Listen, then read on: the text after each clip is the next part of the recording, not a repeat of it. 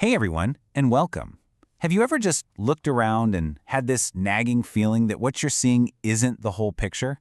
That maybe there's something more going on?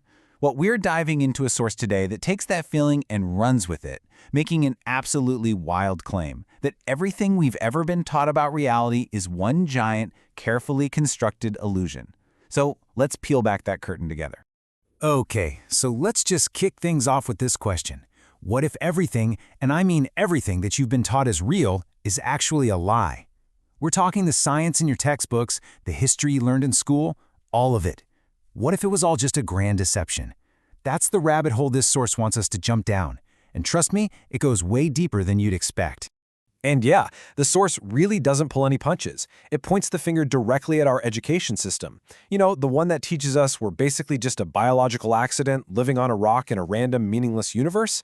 Well, according to this, that's not just wrong, it's a deliberate lie. A lie designed specifically to blind us from a much, much deeper spiritual truth. All right, so let's break that down. What exactly is this so-called Great Deception?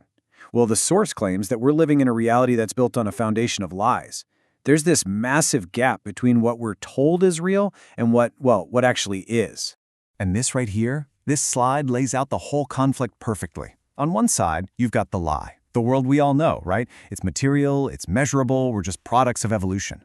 But then, look at the other side, the truth, according to the source. Suddenly, the universe is conscious. We're not just our bodies, we're our souls. We have a spark of the divine in us. And reality, it's not something we just measure, it's something we can actually shape with love and imagination. I mean, talk about a total paradigm shift. Okay, so let's just lean into this idea for a second. Let's say the universe is conscious. If that's true, then what are the new rules of the game? How does a reality like that even work? And, maybe most importantly, what does that mean for us? Well, the source says it all boils down to two fundamental human acts. First, there's love. Think of love as the unifying force, the cosmic internet that lets you connect with God or the universe or whatever you want to call it. But then there's imagination, and that's a whole different level. It's the animating force. It's not just how you connect with the divine. The source claims it's how you can literally be God. So right about now, you're probably thinking, okay, but if reality is all spiritual, why am I seeing a desk and a chair and, material stuff? That's a great question. And to explain it, the source brings in the philosopher Immanuel Kant. The idea is this: true reality, what Kant called noumena, is just pure, spiritual, vibrational energy. It's everything all at once. It's chaos. Our brains simply can't handle that, so they act like a filter. They take that raw spiritual data and translate it into something we can understand, a perceived reality of objects, space, and time. And that filtered version? That's what Kant called phenomena. And it even proposes a biological mechanism for how this filter works in our own heads.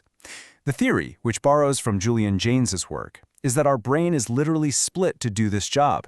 The right hemisphere is like the antenna. It's the part that tunes into that raw spiritual signal, the noumena. Then, the left hemisphere takes over as the translator. It takes that cosmic static and organizes it into the logical, material world we see every day, the phenomena. So, if our perception of the world is just this filtered, translated, watered-down version of the truth, then what does that make us? Where does that leave us? To explain our situation, the source uses a really powerful metaphor, one that's about 2,400 years old. It says, we are all prisoners, trapped in Plato's cave. Yeah, this ancient story from Plato is basically the perfect framework for this whole argument. At its core, it's a story about people mistaking shadows for real things. And according to this source, that's exactly what every single one of us is doing every single day. So just picture this for a second. Imagine you've been chained up in a dark cave your whole life. You can't even turn your head. All you can do is stare at the wall in front of you. Now behind you, there's a fire and people are walking past it holding up puppets. All you ever see are the shadows of those puppets dancing on the wall. For you, those shadows wouldn't just be shadows. They would be reality, the only reality you've ever known. Which of course brings up the million-dollar question, why? Who would go to all the trouble of creating this elaborate illusion? Who builds this prison of perception, and what could they possibly get out of it? The answer, according to this source, is simple and kind of chilling. It's all about enslaving our attention. See, in this conscious universe, your attention isn't just you focusing on something. It's a real, tangible energy. It's literally the currency of creation.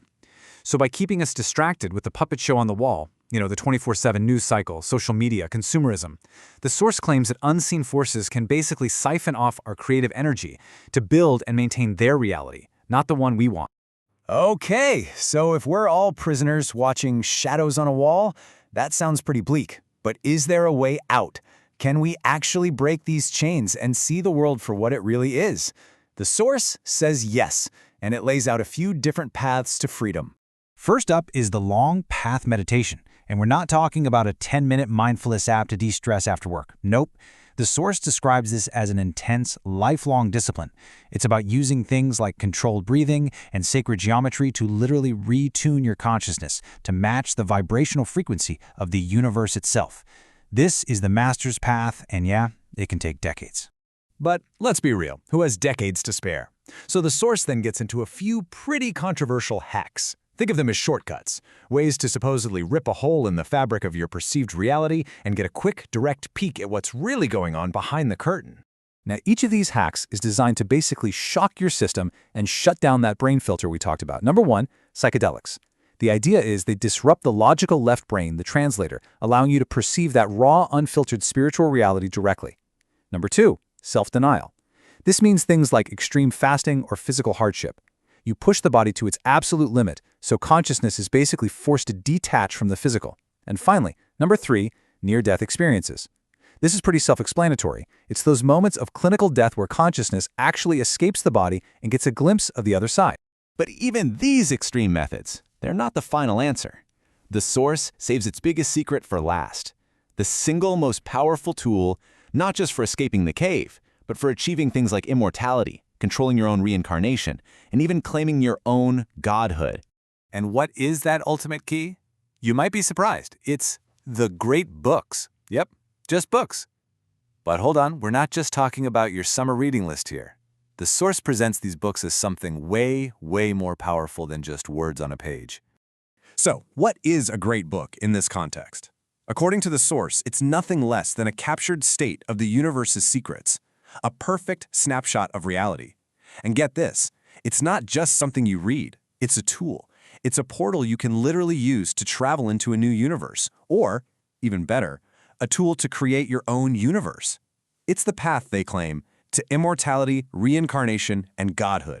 And here's where it gets really mind-bending. The ultimate goal here isn't just to read Homer or Plato or Dante. The goal is to engage with their work so deeply that their consciousness, their genius, literally enters you and merges with your own.